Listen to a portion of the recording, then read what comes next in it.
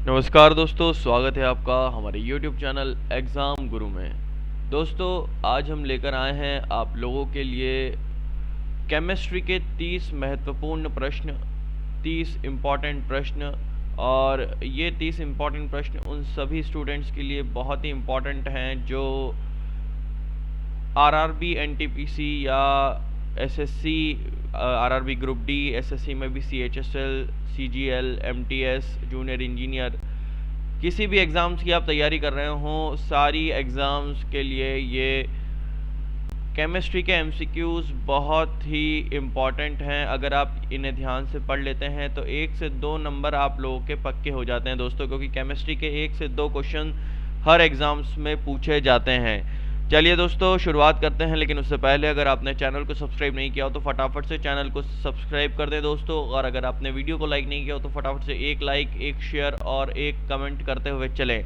चलिए दोस्तों, शुरुआत करते हैं कि सफ़र में मुश्किल आए तो हिम्मत और बढ़ती है, कोई रास्ता रोके तो ज़रूरत और बढ़ती है, अगर बिकने पे आ जाओ तो घट जाते हैं दाम अक्सर, ना बिकने का इरादा हो तो कीमत और बढ़ती है। चलिए दोस्तों, पहला प्रश्न देखते हैं। पहला प्रश्न है हमारे पास, सम्मोहक की तरह काम में लाया जाने वाला अम्ल है। फटाफट बताएंगे उत्तर। चलिए इसका उत्तर देख लेते हैं। इसका उत्तर है दोस्तों बारबीट्यूरिक अम्ल। बारबीट्यूरिक अम्ल जो है वो आपको सम्मोहक की तरह काम करता है, उससे आप किसी भी सम्मोहन में जा सकते हैं, किसी के द्वारा आपको सम्मोहित किया जा सकता है। अगला प्रश्न देख लेते हैं, गैसोलीन का पर्याय क्या है। गैसोलीन का पर्याय जो है वो क्या है, फटाफट बताएंगे दोस्तों उत्तर में, कमेंट बॉक्स में। चलिए इसका उत्तर देख लेते हैं। इसका उत्तर है दोस्तों गैसोलीन का पर्याय पेट्रोल है। चलिए अगला प्रश्न देख लेते हैं। अगला प्रश्न है हमारे पास, घरेलू ईंधन के रूप में काम में लाई जाने वाली गैस है, क्या है, फटाफट बताएंगे दोस्तों।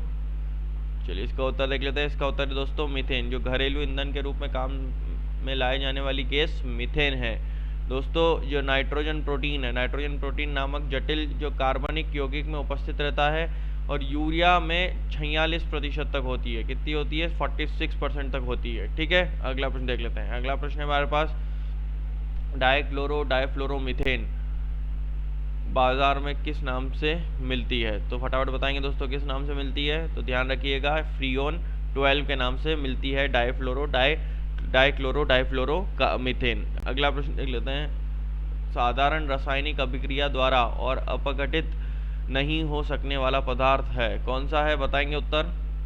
चलिए इसका उत्तर देख लेते हैं। इसका उत्तर है दोस्तों रजत, यानी कि चांदी। जो चांदी है वो आपका साधारण रासायनिक अभिक्रिया द्वारा और अपघटित नहीं हो सकने वाला पदार्थ है। ठीक है दोस्तों, ये विद्युत का सबसे अच्छा चालक है। ठीक है, ये विद्युत जो आपका विद्युत करंट आपको इसमें नहीं लगा, it is a good conductor of electricity बोलते हैं इसको हम लोग, क्या बोलते हैं इसको, गुड कंडक्टर ऑफ इलेक्ट्रिसिटी।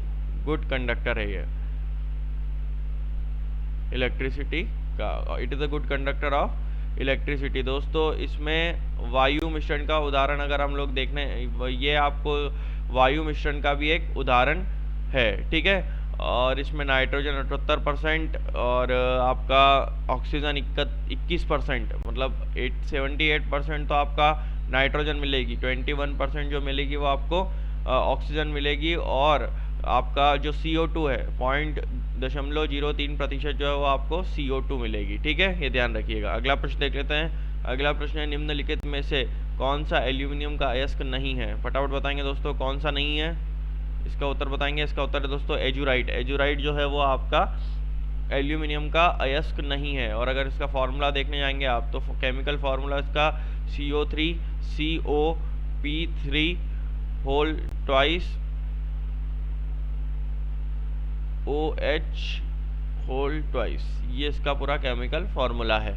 चलिए अगला प्रश्न देख लेते हैं। अगला प्रश्न हमारे पास, जंग लगे हुए लोहे का वजन बिना जंग लगे हुए लोहे से क्या होता है। फटाफट बताएंगे, कम होता है, बराबर होता है, कुछ अधिक होता है, या फिर लगभग बराबर होता है। तो ध्यान रखिएगा, कुछ अधिक होता है। जो जंग लगे हुए लोहा है उसका वजन आपके बिना जंग लगे हुए लोहे से ज़्यादा ही होगा। अगला प्रश्न देख लेते हैं। अगला प्रश्न हमारे पास, निम्नलिखित में से कौन बड़े शहर की वायु को प्रदूषित करता है। तो कौन करता है, लेड। लेड जो है वो बड़े शहर की वायु को प्रदूषित करता है। प्रकृति में तांबा मुक्त अवस्था में जो तथा संयुक्त अवस्था दोनों में पाया जाता है ये, ठीक है। इसे उत्कृष्ट धातु भी कहा जाता है और आदि मानव द्वारा सबसे पहले तांबा का ही प्रयोग किया जाता था, ठीक है। ये ध्यान रखना है। अगला प्रश्न देख लेते हैं। भोजन में विटामिन डी की कमी से होने वाला रोग सब जानते हैं, फटाफट क्या होता है, तो ध्यान रखिएगा। रिकेट्स, रिकेट्स जो है वो आपका इससे होता है, विटामिन डी की कमी से होता है, ध्यान रखना है। और अगर स्कर्वी देखें तो स्कर्वी ध्यान रखिएगा विटामिन सी से होता है। किससे होता है? विटामिन सी से होता है। बेरी बेरी जो है वो आपका विटामिन B1 से होता है। और अगर आप रतौंदी मतलब आँख का मतलब नाइट ब्लाइंडनेस जिसको बोलते हैं, तो ये होता है विटामिन ए से होता है, ठीक है। अगला प्रश्न देख लेते हैं। दूध निम्नलिखित का उदाहरण है, किसका उदाहरण है इनमें से बताएं? तो ध्यान रखिएगा पायस यानी कि इमल्शन का उदाहरण दूध है, ठीक है। वैसे कोलाइड जो है जिसमें परिक्षेपित कण तथा परिक्षेपण माध्यम दोनों द्रव हो वो इमल्शन कहलाता है, ठीक है। और कोलाइड जिसमें विलय ठोस तथा विलय द्रव होता है उसे जेल कहते हैं, ठीक।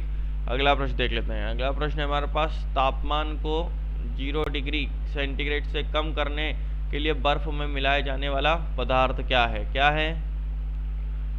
Sodium chloride. जो सोडियम क्लोराइड है वो तापमान को 0 डिग्री सेंटीग्रेड से कम करने के लिए जो बर्फ में मिलाया जाने वाला पदार्थ है वो सोडियम क्लोराइड है। NaCl को मिलाने से तापमान 21 डिग्री तक हो जाता है, ठीक है। मतलब जो आपका हम लोगों को अगर बर्फ कुल्फी जमानी हो तो NaCl को मिलाने से जो तापमान है वो आपका 21 डिग्री तक सेल्सियस तक हो जाता है। अगला प्रश्न देख लेते हैं। निम्नलिखित में से कौन सी मिश्र धातु है? इनमें से फटाफट बताएंगे मिश्र धातु कौन सी है, तो सब जानते हैं स्टेनलेस स्टील जो है वो आपकी मिश्र धातु है। अगला प्रश्न देख लेते हैं। निम्नलिखित में से कौन सा अक्रिय गैस नहीं है? तो कौन सी नहीं है? ब्रोमीन जो है वो आपकी अक्रिय गैस नहीं है। अक्रिय गैस कौन कौन सी होती है? हीलियम होती है, नियान होती है, आर्गन होती है, क्रिप्टॉन होती है, जेनॉन होती है और रेडॉन होती है। इनमें प्रथम 5 वायुमंडल में पाए जाते हैं। और जो रेडॉन है वो आपका रेडियो सक्रिय तत्व है। जो आपकी helium, neon, argon, krypton, xenon है ये पांचों आपकी वायुमंडल में पाई जाने वाली गैसेस हैं। और जो रेडॉन है उससे रेडियो सक्रिय तत्व हो जाते हैं, मतलब रेडियो सक्रिय तत्व है। और ये कैंसर के उपचार में इस रेस का प्रयोग किया जाता है। रेडियोथेरेपी जो करते हैं हम लोग कैंसर के दौरान उसमें इसी गैस का प्रयोग किया जाता है। किसका? रेडॉन का। अगला प्रश्न देख लेते हैं। मानव का जो रक्त का पीएच है वो कितना होता है? तो ध्यान रखिएगा वो होता है 7.5 7.5 यानी कि क्षारीय होता है। अगला प्रश्न देख लेते हैं। वह गैस है जो नोबल गैस कहलाती है। फटाफट बताएंगे कौन सी गैस कहलाती है, तो सब जानते हैं हीलियम जो है वो आपकी नोबल गैस कहलाती है। चलिए अगला प्रश्न देख लेते हैं। शर्करा के शोधन में प्रयुक्त विरंजन निम्न है, क्या है? तो ध्यान रखिएगा बोन ब्लैक जो है आपका वो आपके शर्करा के शोधन में प्रयुक्त विरंजन होता है। अगला प्रश्न है। किस प्रक्रम द्वारा कच्चे तेल से गैसोलीन प्राप्त किया जाता है? तो किससे प्राप्त किया जाता है? प्रभाजी आसवन से किया जाता है। किससे किया जाता है? प्रभाजी आसवन से ये किया जाता है। अगला प्रश्न है हमारे पास। हाइड्रोजन से सबसे अधिक प्रायोगिक बनाने वाला तत्व है, कौन सा है? कार्बन है। कौन है? कार्बन हाइड्रोजन के साथ मिलकर सबसे अधिक यौगिक का निर्माण करता है। जो सिलिकॉन प्रकृति में रेत यानी कि सैंड और पत्थर के रूप में पाया जाता है, ये अपरूपता मतलब जो एलोट्रॉपी है उसकी घटना प्रदर्शित करता है। एलोट्रॉपी का एग्जाम्पल बनता है ये। अगला प्रश्न देख लेते हैं। एम्पिसिलिन निम्नलिखित में से किस तरह काम आती है? क्या आती है काम? चलिए उत्तर बताएंगे कमेंट बॉक्स में। इसका उत्तर देख लेते हैं। इसका उत्तर है दोस्तों प्रतिजैविक यानी कि एंटीबायोटिक की तरह हम लोग एम्पिसिलिन का प्रयोग करते हैं, ठीक है। अगला प्रश्न देख लेते हैं। सोडियम का द्विअंगी बाइनरी यौगिक क्या है? क्या है फटाफट बताएंगे द्विअंगी बाइनरी यौगिक? इसका उत्तर है दोस्तों सोडियम नाइट्रेट। सोडियम का द्विअंगी बाइनरी यौगिक है, ठीक है। सोडियम नाइट्रेट को हम लोग चिली सॉल्ट पीटर भी कहते हैं। क्या कहते हैं इसको? चिली सॉल्ट पीटर भी इसे कहा जाता है, ठीक है। ये आप लोगों को ध्यान रखना है क्योंकि ये जो चिली तथा पेरू में काफ़ी मात्रा में मिलता है। अगला प्रश्न है। बिजली के बल्ब के अंदर कौन सी गैस होती है? कौन सी गैस होती है? तो सभी जानते हैं ये होती है नाइट्रोजन। नाइट्रोजन गैस जो है वो बिजली के बल्ब के अंदर होने वाली गैस है, ठीक है। और बल्ब के अंदर जो कभी कभार जो है गैस वो आर्गन भी भरी जाती है। कौन सी? आर्गन भी भरी जाती है। तो अगर नाइट्रोजन नहीं होता यहाँ पे आर्गन होता तो वो आर्गन भी सही होता, ठीक है। अगला प्रश्न लेते हैं, विटामिन सी क्या है? विटामिन सी क्या है? तो सभी जानते हैं विटामिन सी जो है वो आपका एस्कॉर्बिक अम्ल है। क्या है? एस्कॉर्बिक अम्ल। विटामिन सी को एस्कॉर्बिक अम्ल कहा जाता है क्योंकि साइट्रिक अम्ल खट्टे रसदार फलों जैसे संतरा, नींबू, आंवला, मौसमी में पाया जाता है। जो सिट्रिक अम्ल है वो आपका खट्टी चीज़ों में पाया जाता है। अगला प्रश्न देख लेते हैं। अगला प्रश्न है हमारे पास, लाल तप्त कोक पर भाप प्रवाहित होने से प्राप्त होता है। क्या प्राप्त होता है? ध्यान रखिएगा, जल गैस प्राप्त होती है। क्या होती है? जल गैस प्राप्त होती है। हाइड्रोजन तथा कार्बन मोनोऑक्साइड का मिश्रण होता है, ठीक है। अगला प्रश्न देखते हैं, आइए। विरंजन का स्वरूप प्रदान करता है। फटाफट बताएंगे दोस्तों, कौन विरंजन का स्वरूप प्रदान करता है? तो ध्यान रखिएगा, क्लोरीन जो है वो आपका विरंजन का स्वरूप प्रदान करता है। चलिए अगला प्रश्न देख लेते हैं। अगला प्रश्न है हमारे पास, लाफिंग गैस है। फटाफट बताएंगे लाफिंग गैस क्या है इनमें से? तो ध्यान रखिएगा, NO2 यानी कि डाई नाइट्रोजन ऑक्साइड जो है वो आपकी लाफिंग गैस है। इसका उपयोग निश्चेतक के रूप में किया जाता है, ठीक है। निश्चेतक के रूप में हम लोग इसका प्रयोग करते हैं। अगला प्रश्न देख लेते हैं। अगला प्रश्न हमारे पास, अलसी की खल यानी कि लिंसीड केक निम्नलिखित में से काम आती है। फटाफट बताएंगे दोस्तों, किन में से काम आती है? चलिए इसका उत्तर देख लेते हैं। इसका उत्तर है दोस्तों, पशुओं को खिलाने में काम आती है। अलसी की जो खल है यानी कि लिंसीड केक है, लिंसीड केक पशुओं को खिलाने में काम आती है। आतिशबाजी के दौरान जो हरा रंग बेरियम की उपस्थिति के कारण होता है, तो वो ध्यान रखिएगा, जो हरा रंग रहता है आपका जब हम लोग पटाखे फोड़ते हैं या आतिशबाजी करते हैं, तो वो हरा रंग जो है वो बेरियम नाम का एक जो सब्सटेंस रहता है वो उसमें उपस्थित रहता है। इसके कारण हम लोग को आतिशबाजी में हरा रंग देखने को मिलता है और आपको लाल रंग भी देखने को मिलता है आतिशबाजी के दौरान। तो वो आतिशबाजी के दौरान जो लाल रंग, लाल चटक रंग जो है वो आपको देखने को मिलता है, वो स्ट्रोंशियम के कारण, SR के कारण देखने को मिलता है। चलिए दोस्तों अगला प्रश्न देख लेते हैं। अगला प्रश्न हमारे पास, कार्बोमेट कीटनाशी के उत्पादन में प्रयुक्त कच्चा माल निम्नलिखित होता है। फटाफट बताएंगे दोस्तों। चलिए इसका उत्तर देख लेते हैं। इसका उत्तर है दोस्तों मिथाइल आइसोसाइनेट। मिथाइल आइसोसाइनेट जो है वो आपका कार्बोनेट कीटनाशी के उत्पादन में प्रयुक्त कच्चा माल होता है। दोस्तों 1984 में जो भोपाल गैस कांड हुआ था, भोपाल में जो भोपाल गैस त्रासदी हुई थी, उसमें मिथाइल आइसोसाइनाइड यही गैस जो थी वही छोड़ी गई थी, उसी का रिसाव हुआ था। इसका अगर केमिकल फार्मूला देखा जाए तो केमिकल फार्मूला होता है इसका C2H3NO। ये बहुत ही जानलेवा गैस है दोस्तों, बहुत जानलेवा क्षति भोपाल में भोपाल गैस त्रासदी दौरान हुई थी। भोपाल गैस त्रासदी कब हुई थी, ये भी एक प्रश्न बन सकता है, तो ध्यान रखिएगा 1984 में भोपाल गैस त्रासदी हुई थी। चलिए अगला प्रश्न देख लेते हैं। अगला प्रश्न, निम्नलिखित में जहरीला पदार्थ तंबाकू का मुख्य घटक है। क्या है? फटाफट बताएंगे दोस्तों।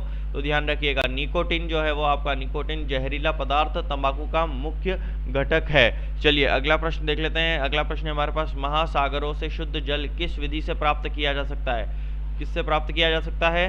तो ध्यान रखिएगा, वाष्पीकरण। वाष्पीकरण से जो है वो आपका महासागरों से शुद्ध जल प्राप्त किया जाता है। जब द्रव को गर्म किया जाता है तब वह वाष्प में परिवर्तित होता है, और जब वाष्प को ठंडा किया जाता है तब वह पुनः जल में परिवर्तित हो जाता है। इसी क्रिया को हम लोग आसवन कहते हैं। चलिए अगला प्रश्न देख लेते हैं। चलिए दोस्तों, आज के वीडियो का आखिरी प्रश्न, और आखिरी प्रश्न मतलब आप लोगों का प्रश्न, आप लोग कमेंट बॉक्स में इस प्रश्न का जवाब मुझे बताएंगे। इस प्रश्न का जवाब मैं आप लोगों को नहीं दूंगा, बस मैं ये देखना चाहता हूँ आप लोगों की तैयारी कितनी चल रही है और एग्जाम्स को लेकर आप लोग कितने सीरियस हैं। चलिए दोस्तों प्रश्न देख लेते हैं कि जल में वॉशिंग सोडा का घोल कहलाता है। चलिए फटाफट आंसर बताइएगा आप लोग। आप लोगों के लिए छोड़ रखा है मैंने ये क्वेश्चन। अगली वीडियो में फिर मुलाकात होगी कुछ नए सब्जेक्ट्स के साथ, कुछ नए क्वेश्चंस के साथ, और पढ़ते रहें, एग्जाम्स की तैयारी करते रहें। कि सितारों को आंखों पर महफूज रख लो, बहुत दूर तक रात ही रात होगी। मुसाफिर हूँ मैं भी, मुसाफिर हो तुम भी। अगले वीडियो में फिर मुलाकात होगी, तब तक के लिए जय हिंद, जय भारत।